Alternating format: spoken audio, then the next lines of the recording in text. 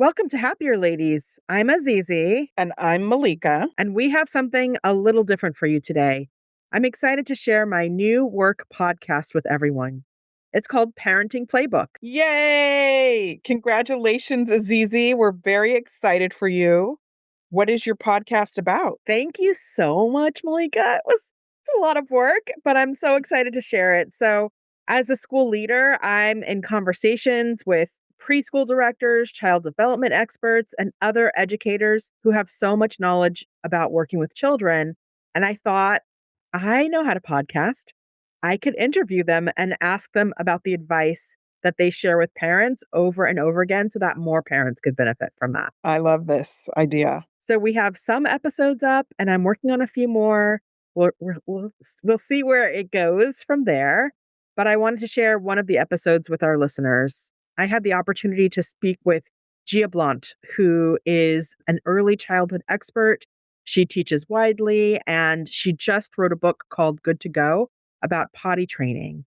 And we used your questions, Malika, for our conversation. Yay. This is so the thing I need to listen to. I did. And it was like she was speaking directly to me.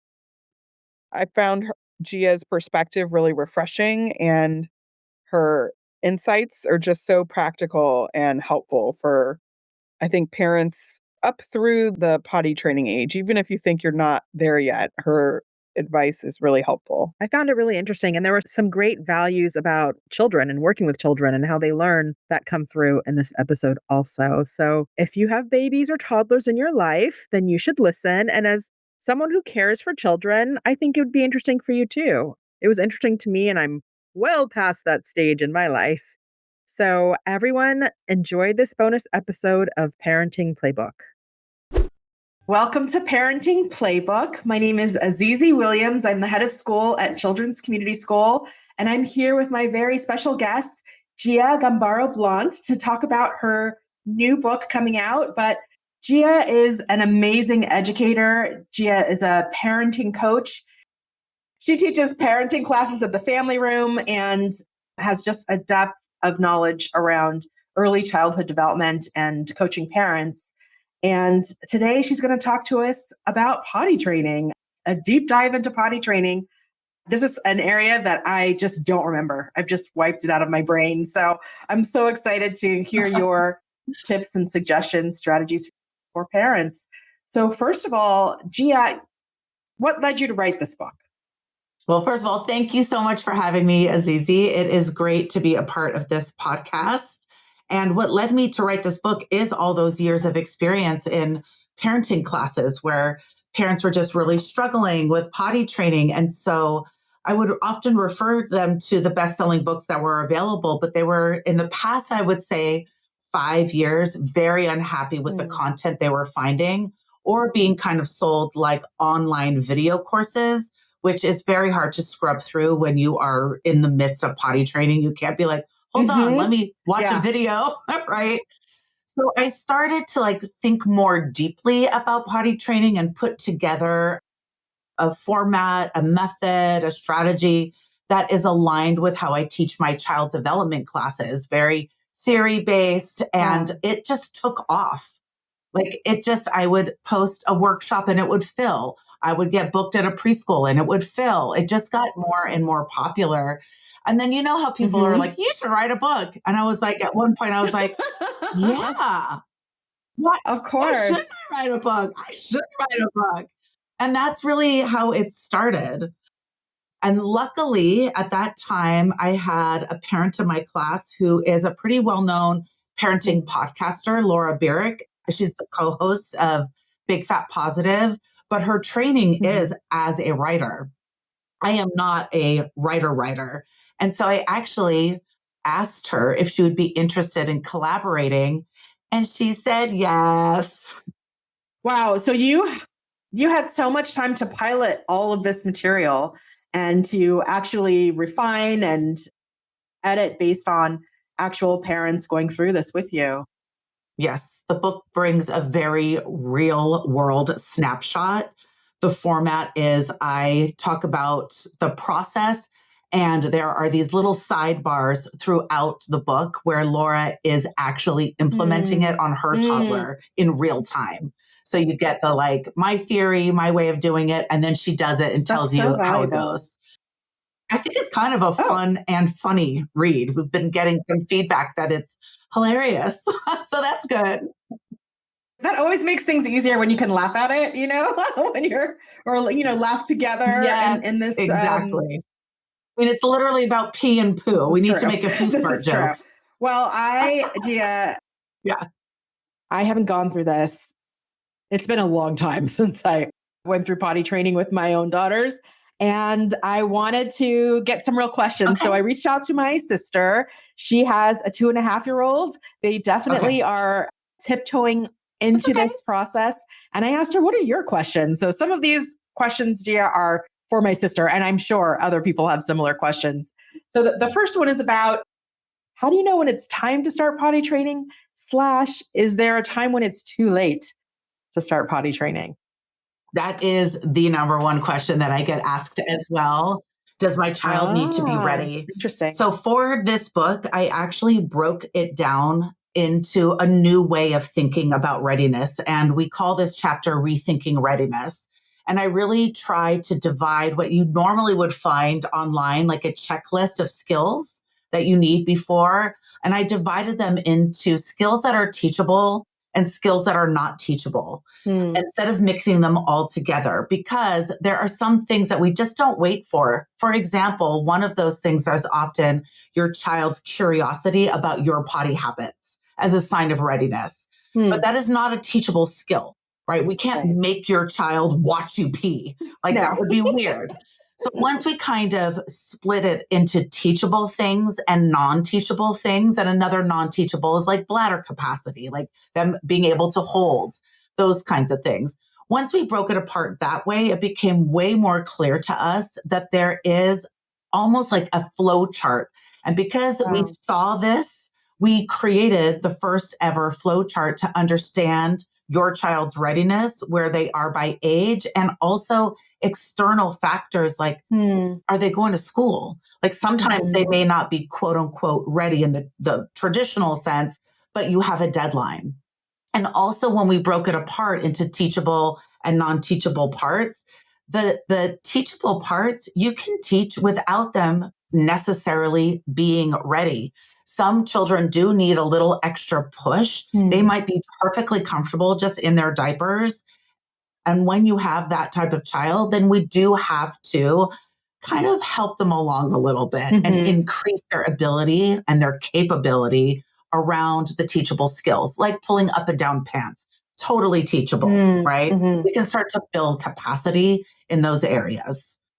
That's really helpful. I mean, I can imagine just having a visual of a flow chart can be so empowering for a parent who doesn't have a guide for how to get this or when to start. And so for those non-teachable skills, you're just listening, you're paying attention, you're noticing when they are demonstrating some of those other non-teachable skills. Exactly. But it also brings relief to the parent that they don't have to wait for all of these things, or something is wrong with their child if they're not showing interest. It kind of takes some of the pressure off. There are just some things you just can't do much about, and the other things you can. And so when you can start to build up their capabilities, it makes the process a lot more smooth. Wow, that makes so much sense. So the next question is, does it need to be a big all-in project, right? Like parents are so busy today. Do they need to block out the summer? Do they need to block out one day each week? How should they think about approaching this task? Yeah. And that was what we were up against when I first started doing my own method of potty training, was this somehow belief that it was all around that you needed a 3-day weekend, like the naked for 3 days. Yes. It was that be naked for 3 days and boom, boom, boom, you're done. Well, that just might be written in a book, but did not happen. Right. So a lot of my method was in response to what was not working. So does the parent have to be all in? Yes and no. So we break it down into what we call involved stages. So in the beginning, after you figure out their readiness and you are ready to start and you think they are, then we say are always in the highest amount of involvement. The highly involved phase is either days or weeks. This is where we might really be keeping an eye on them, being really involved, lots of prompting, lots of help, lots of support, all of that. Then after a few weeks, it just depends on the child, you get to graduate into the occasionally involved stage. And then this one usually is a big shocker. And this one lasts for years. Oh, The wow. occasionally involved stage is usually 5, maybe 6 years old. Like I'm sure maybe your K1 teachers sometimes even have to experience like a child didn't wipe properly or they forgot to pull up their pants or zip them all the way. Sure. Yeah. So that happens, right? So even though they're trained as far as body awareness, they might not have all of the steps down perfectly. Or you'll be involved, like just going to Costco. Like you're not going to send them in by themselves. You'll probably still take them into the bathroom with you. So that's years ahead of you. And then after that, you finally get to be in the rarely involved stage. That's where we kind of end up. Yeah. And how long does that rarely stage last? The rarely really depends on external factors or your child's nighttime bladder capacity. So another big thing that we talk about in the book is uncoupling daytime training from nighttime training. Essentially, in our deep dive research, we discovered that it's essentially a myth that you can night train. You cannot teach the bladder to send a signal to the brain to wake you up. That just has to be clicked on by itself through just like a child, learns to walk. You don't have to like train them up, right? Right. It brings a lot of relief to parents to know that they don't have to do nighttime training. Now, nighttime training is something that is still kind of in the zeitgeist, kind of like the naked for 3 days is still like fairly known. So this is usually a big aha for parents and a big relief. The training that used to be kind of talked about was all on the parents. Wow. They had to wake their child up. It's often known or called lifting, where you set an alarm, you go wake them up and you escort them to the bathroom. But that's obviously not their body doing it. And if we're marching towards true independence and capability, then just let their body do the work at night. It does become on a pediatrician's radar after the age of 9 years old. Right. Yeah. I remember, so first of all of this is so comforting and reassuring to a parent. I can imagine just knowing, okay, my involvement is going to be pretty intense for this kind of period of time. Having a distinct period of time where you know you need to be all in and really consider what that means, it feels good. And then knowing that there's this occasional phase that's longer, that helps you manage your expectations. It takes the pressure off of expecting that it's all supposed to be done by some magic date, or that you're not doing it right if it's not. And then hearing about there's some pieces of it that are just biology, that just physically that you don't have control over, that I think as a parent feels very reassuring. I'm so happy to hear that. That really is the goal of this book. And this, what we just were talking about, also eliminates the idea of regression. Right. That's a big thing that parents are worried about. Oh no, they peed in the middle of the night, or they had an accident, which we also don't use that word. I can explain that in a moment. And they think they've regressed. And it's like, no, learning is not linear. You don't teach multiplication one time. Right. Like you keep doing it. Right. And so it's still forward progress. And it helps, exactly what you said, just relieve the pressure to know, you'll be involved in this for a while. I had that dream again. My small business needs to hire, but I don't use LinkedIn, and I hire an energy vampire. But also they're a literal vampire. And suddenly my team is spending all their time sharpening wooden stakes and buying bulk silver and rehearsing ancient chants, and then I wake up. Don't let hiring nightmares ruin your dreams. LinkedIn Jobs' new AI assistant takes insights from over 1 billion professionals to create a short list of the best fits for you. Post your job for free at linkedin.com/quality. Start hiring today with LinkedIn. Año nuevo, los mismos Extra Value Meals en McDonald's. Ahora te puedes llevar 2 snack wraps y papitas y una bebida mediana por solo $8. Solo por tiempo limitado. Precios y participación pueden variar. Los precios pueden ser más altos en Hawaii, Alaska y California y con entrega. The other thing about potty training that is kind of different or difficult for parents, especially the first time if they don't know, is that it's a choice. Like your child learning to walk is going to happen by itself. You don't have to buy a book on teaching your child to walk. Like it will happen.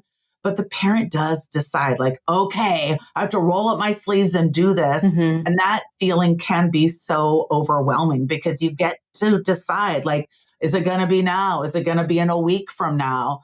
So that's another big difference with potty training in general, is that you can decide to wait if you want to, you know? If it's not the right time, right? Yeah. Okay. Well, I want to come back to your thoughts about the language of accidents. Sure. But first, because we're talking about, is it the right time or pressure? The next question is about issues related to rushing it or going about it in the wrong way. So I guess my sister asks, Oh, I've heard stories about potty training efforts leading to gastrointestinal issues. Is this a real concern? Can there be lasting effects of if you do it in the wrong way or too much pressure or too soon, that sort of thing? sure. I mean, a very good question. And I say in the book and right up front, I'm not a pelvic floor specialist or a pediatrician, right? But we do say that there are certain underlying medical issues that you'll always want to rule out. Like, do they have a UTI? Do they have a history of constipation? Those kinds of things. Now, can potty training cause problems if we do it, quote unquote, the wrong way? The problems that are often the fear that elicits fear in the parent is the constipation or the withholding. It's really the withholding where they'll not eliminate out of multiple reasons as possible. Right. And then that causes a blockage. Right. So that could happen if you see your child doing withholding. And we do address that in the book, how to handle withholding and all kinds of poop related things. Poop seems to be the one, right? Poop is tricky. Poop is tricky. Exactly. Exactly. That's actually one part of the book that I'm hoping will be really popular, is some strategies to help children learn how to get in the right position, how to understand the drop from their bottom to the water, to make kind of peace with that distance. For some children that might run a little more anxious, that drop can feel really big to them. So we do try to offer a lot of strategies for that, but you will end up at your pediatrician's office if you have a child that's withholding for too long and gets blocked up. But I don't recommend Miralax right away. No. No. It's so interesting because I've been away from this phase for so long that I forget being a parent of a young child means you're in it with them. You like the poop, the pee, what's happening every day. You're intimately involved in all aspects of their day. And it's like, it's taking me back to that time when my kids were really little. And something else that you said reminds me of the importance of knowing your body and giving kids language to describe what's happening in their body and helping them to connect with the feelings that they have, which sets them up for success in so many other ways moving forward, just how to be in tune with what you need. And so this sounds like an opportunity to have conversations about how do you know what you need? How do you know what that feels like? And how do you do something about it? Exactly. And probably the child development nerd in both of us can talk about that interoception, the real body awareness of understanding, like, when I get goosebumps, is it because I feel scared or because I feel cold, right? Like, can I start to interpret what my body is signaling me to do? And that is actually the heart of this book, is to teach body awareness, sensation awareness, urgency awareness, all of the things that you need to learn, the signals that your body is sending you. The past potty training methods have kind of lumped it all together, but it is a little more nuanced than that. You might know that you have a pee-pee sensation and a poo-poo sensation, but you might not know that that pee-pee sensation means you only have 1 minute before it comes out or 10 minutes before it comes out. And that's the part, that granular level is what we teach as best as possible. But that's where we all graduate to, right? Then we get really in tune with our bodies and we can have a sensation down there and be like, can I make it home on my commute? Yes or no? Like, we get really hopefully by the time you're adults, right? You know that about yourself. Yes, exactly. Exactly. So hopefully that also preemptively will stop constipation or blockage problems because of that tuning into the body and not forcing things. Yeah. That's beautiful. So why don't you talk about accidents? You raise that as Oh, sure. something that you have a stance on. What are your thoughts about the term accident? Sure. So, like I said earlier, the potty training methods focuses around body awareness, and we break it down into all of the steps that you actually need to take. And there are, in our estimation, what we write about 9 steps in going to the bathroom. You have to feel the sensation. You have to walk to the bathroom, pull down your pants, get on the potty, eliminate, wipe, flush, pull up your pants, and wash your hands. That's 9 things. Wow. So when we teach those 9 things before the diapers come off, it teaches them in smaller bites. You probably recognize some child development theory in there, a little Vygotsky, a little scaffolding. In the book, we kind of name it upskilling. We just pull them up in skill building along before the diapers come off. And because of that, if they have built those 8 other skills before they focus on the body sensation one, which is the first one, then when they don't make it in the potty, they have 8 other things that they can do to feel successful. So it is not an accident. They didn't break. It's not broken. It's just they missed step number 1. They can still walk to the bathroom. They can still try and wipe. They can still flush. They can still wash their hands. They still have an opportunity to feel really successful. They just missed 1 step. You missed. Let's go finish using the potty. And it just stays, the confidence stays high. Yes. And it helps build out that growth mindset that we know is so important. And overall, that confidence helps a lot. Accident is a hard word. Like, how else do we know it? It sounds like a disaster or a complete failure. But wow, with your way, you're helping them recognize that there's still so many things that you can do and know how to do. And that's successful. And you're building on that. It's not that it's zero sum. It's good or bad. It's like what you said. There's all the steps. There's the journey, and they're still on the journey, even if they missed one of the steps. That's amazing. And also that there are 9 steps. Like that's not, I would have never thought about it in that way. And breaking it down makes it feel so much manageable. Yes. For the child also to navigate. So Gia, my next question is about how do you navigate this process in school or with school? How can you partner with your preschool? Maybe it's kindergarten or TK. How do you partner with your teachers in the school around these efforts? Yeah, that's an excellent question. I'm sure you've seen some news headlines around this topic as well, because schools have been struggling a little bit. Like, how do we help children now that we have TK? So the first thing is to try to find out the vocabulary that your children's school uses. You want to be in alignment as much as possible, just to try to not fatigue the brain on unnecessary stuff. So say, for example, at home, you call it peeing in the potty. And at school, the teacher says, do you need to tinkle?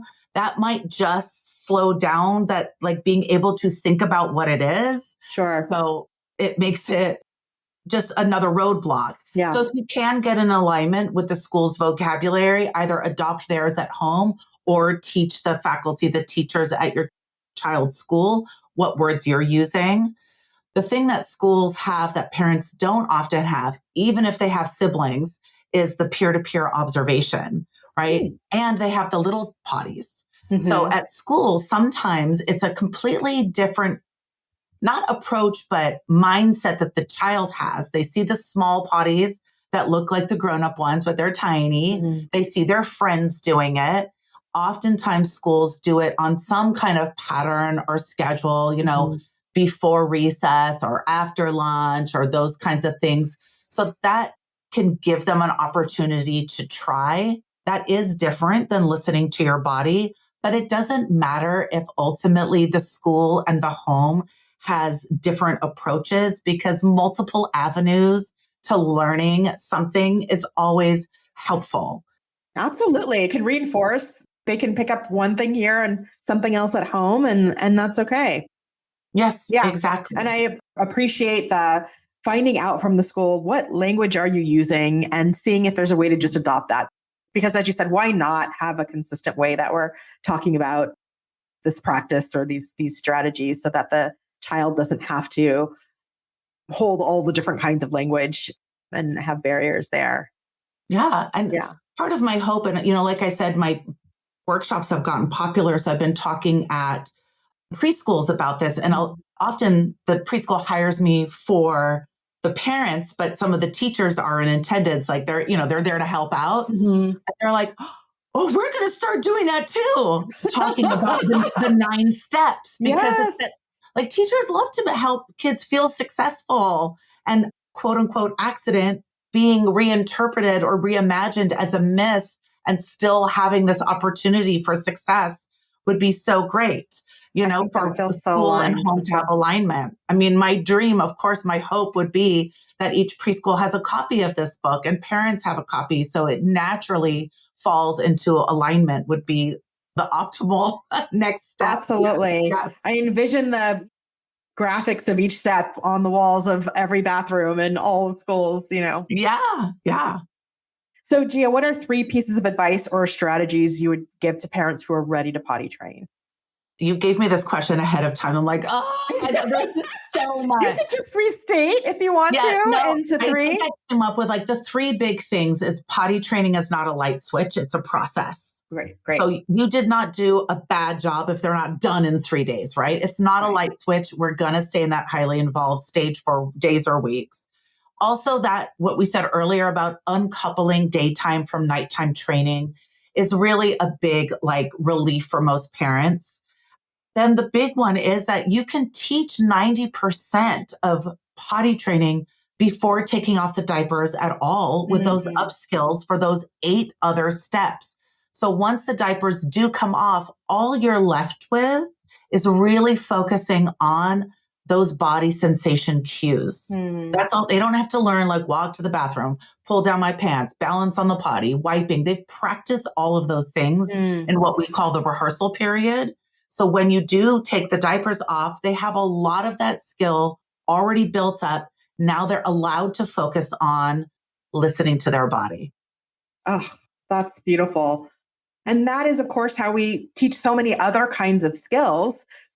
Walking, talking, all of these other types of skills, they're practicing and gradually working their way up to then finally doing the thing. And so why should potty training be any different, right? This 3-day project where everything is supposed to be done so quickly. So what you're saying, that makes so much sense to me. And again, takes off the pressure of parents feeling like it needs to be done right away. Yes. And it gives them agency also. There are so many other things that parents can do and work on and still have the comfort of the diapers until those other pieces are in place. And then you know. Exactly. I appreciate that. Yes. My last question is a question that I ask everyone, which is, do you have a tool or strategy that you used as a parent or a teacher that was invaluable? Well, I did want to add this part for the tool because I think it's really helpful. It is still potty related and it is even poop related. But the number one, in our research and doing this over the years, the number one thing that I see parents having a huge aha moment with is observing their child's poop posture. When they're in diapers, are they walking? Are they leaning? And they pooping when they're walking? Are they hiding? Are they squatting? We all know that toilets are made for the squat position. So if your child, their quote unquote whole life for 2.5 years has learned to poop standing up, they do not have the right push muscles. And I use this embarrassing exercise, but I say to parents in a workshop, I say, stand up and see if you can try and push like you're trying to poop. And they cannot find the muscles in their body because they haven't built them that way. And so what I teach is, if you have a stander, a standing pooper, then you need to start building those muscles by getting in a squat position and even grunting or blowing to help them get ready for when the diapers come off and their body has to go in the shape that fits a toilet. So check your child's poop posture. That's poop my posture. Okay. I thank you for that. Thank you for that. I'm sure no one had that in mind as a tool or strategy. I bet you have a bunch of books also, children's books or books that sort of support children on this journey that maybe we can link some of those resources if you can share them? Absolutely. I would recommend you go to my website, goodtogoparenting.com, or just my full name. On there, we have a curated list of children's books and even videos. Like we love, Daniel Tiger just did one, Miss Rachel just did one. So we do talk about some great tools and resources that children can play with to help them in their rehearsal period before they go diaper free. Yeah. Thank you, Gia. And how can people find this book? It's available everywhere. All right. If you are okay with ordering on Amazon, it is on there. It is also at your local bookstore. You just have to request it, but it is currently available anywhere you can buy a book. Congratulations. Yeah. I'm so excited for you. So excited for the world to get this valuable information. And I know it's going to be a hit. And Gia, I'm excited to welcome you to Children's Community School. You're going to be doing a few classes for us, not about potty training, but some of the other areas that you are very experienced in supporting parents. So thank you so much for spending time with me today. Thank you so much for having me. This has been very fun and I appreciate it. Thank you. Thank you. Bye. That was a great conversation. I really enjoyed it. I learned so much from that discussion about potty training, even though, again, it's been a long time since I went through that. I learned things that I can implement with the young people that I support today. Some of my takeaways from that discussion are the importance of teaching students to listen to their bodies. Gia and I talked about this, about the gift of helping students have the language and helping them take seriously the messages that their body's telling them. And that starts from a very young age. And through her process, she's helping parents navigate how to do that well. So that is something I'm taking away. I'm taking away the importance of breaking down big goals into small steps. So we think about potty training as this big, hairy thing that we have to do. But actually, when you break it down into smaller steps, it makes it feel more manageable. And I think that makes it accessible for the parents and for the child going through it. And of course, that applies to any new goal or large task. So I think we can't be reminded of that enough. And then also knowing what we have control of as parents and what we do not have control over. The conversation about nighttime potty training and how there are things that just need to click biologically for children that we do not have control over as parents.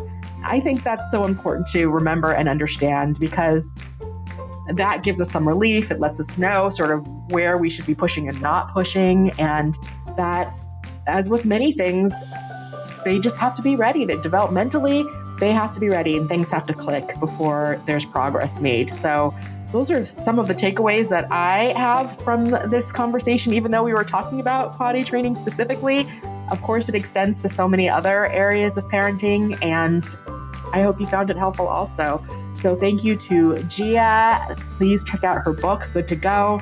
And thank you for listening to Parenting Playbook. I'll see you next time.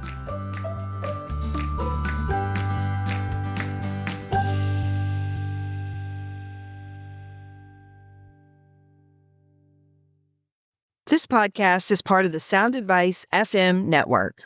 Sound Advice FM, women's voices amplified.